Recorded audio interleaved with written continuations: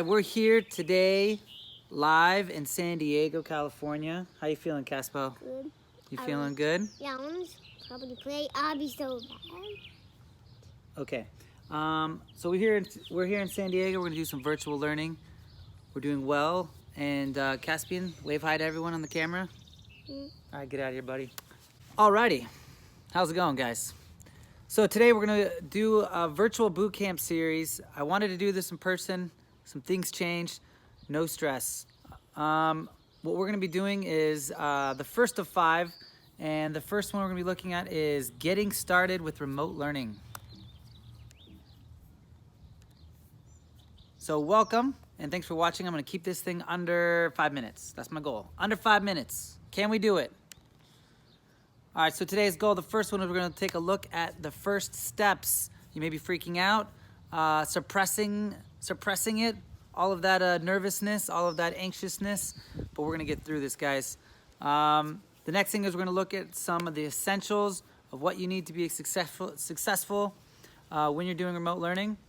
We're gonna look at some of the tools you're gonna need to download on your machines, and we're gonna look at support lines. So where you can go to get help if you get stuck and all that good stuff.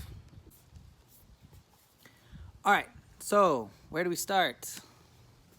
The first thing you need to do is you need to make a nest. I like the nest, I like that metaphor. What does that mean? You need to find a quiet space to work from. I found my quiet space.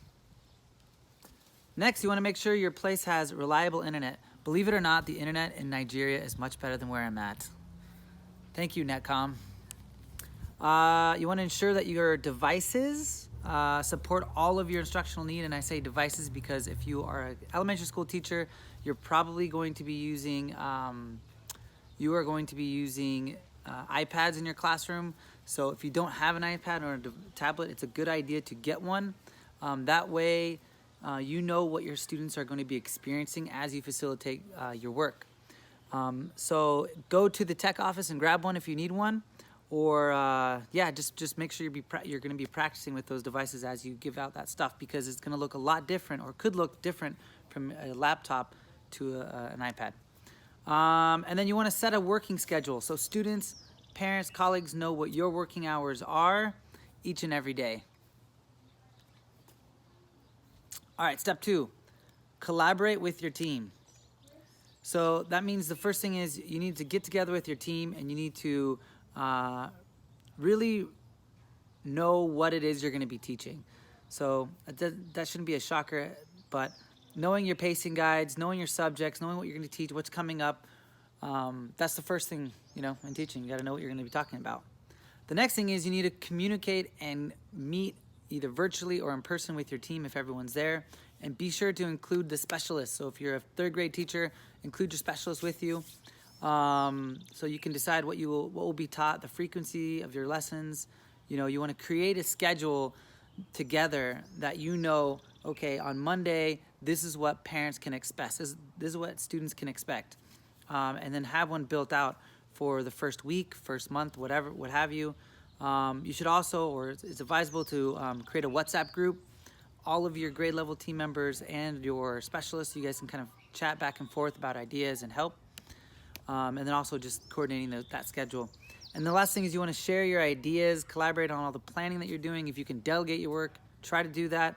I know some people are particular about a particular subject. Maybe you really like teaching English. Your colleague really likes teaching math. Maybe you guys can split it where they do the math part, you do the English part, something like that. And then finally, communicate your schedule, your working hours, communicate all that stuff to your stakeholders, your parents, your teachers, etc. Parents are students, not teachers.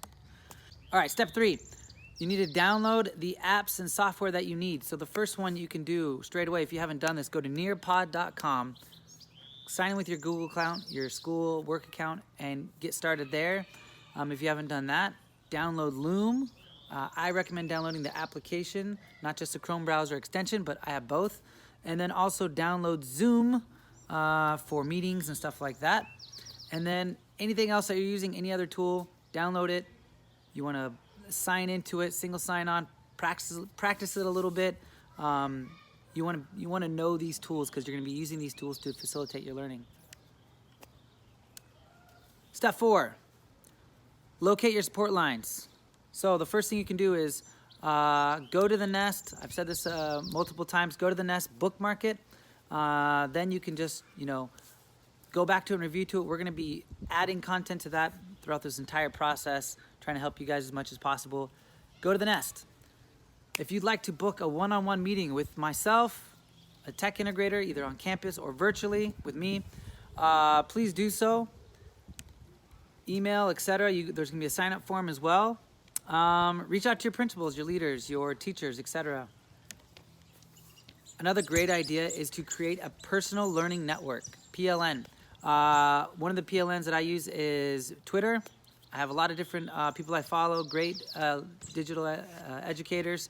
I also go through with a Ning. It's a website for all the tech directors, us nerds get together and stuff like that.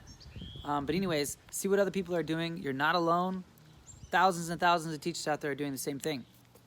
Another thing you can do is you can visit education influencer sites, such as Cult of Pedagogy, Free Tech for Teachers, et cetera, et cetera. There's a ton of them. So go out there and read and find out what these guys are doing. Another one I like is teachertipster.com. It's one of my personal favorites. And last but not least, ask a trusted colleague for help. Yes, ask them for help, because friend in need is a friend indeed. So go with that.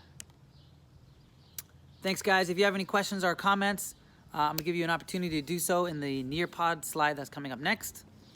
And then next time, we're going to be taking a look at practicing some of the tools that we have to offer for our kids. We're going to look at the tools within our virtual classrooms, the content delivery tools, and also instructional video creation tools.